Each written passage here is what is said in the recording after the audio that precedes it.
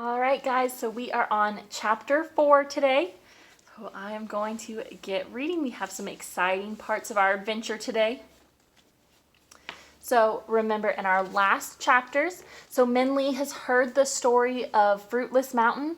She has heard the story of the old man in the moon. Remember, her family works very, very hard to grow rice every day. And in our last chapter, Minli bought a goldfish. Remember, her mother was not happy about the fact that she spent one of the only 2 pieces of money they had in the house on a fish. Her mother was very upset. It was another mouth to feed when they didn't feel like they had enough food for them in the first place. So her father, fed the fish with the rice that he had in his bowl. And we are going to go on from there.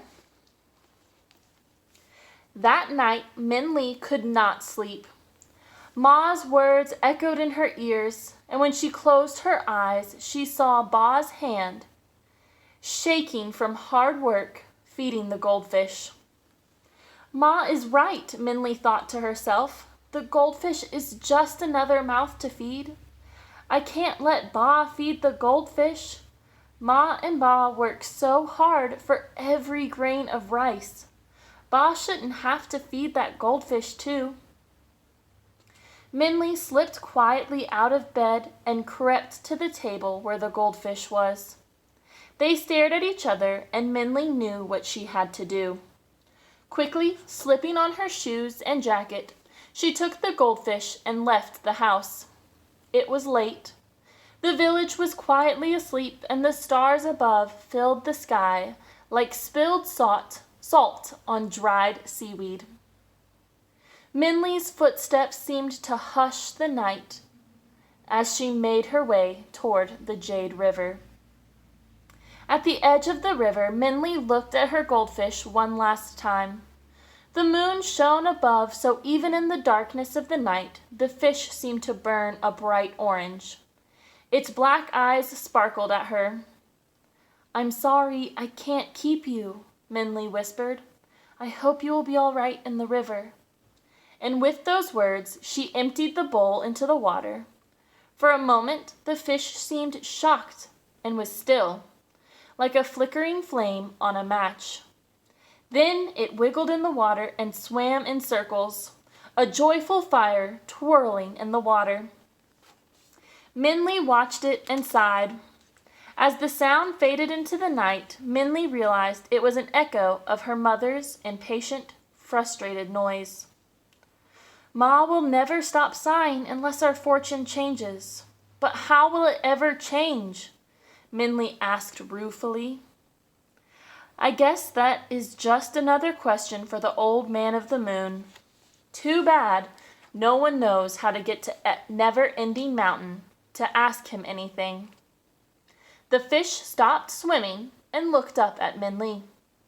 I know where it is, the fish said. The female voice was high and soft, like the wind whistling through the reeds of water. Minli stared. Did you say something? She asked. Yes, the fish said. I know how you can get to Never-Ending Mountain and ask the old man of the moon a question. You're a talking fish? Minli asked, her words tumbling into each other with excitement. How can you talk? Most fish talk, the fish said, if you are willing to listen. One, of course, must want to hear. I do, Minli said, enthralled and eager. This was just like one of Ba's stories. She bubbled with excitement. How do you know the way to Never-Ending Mountain?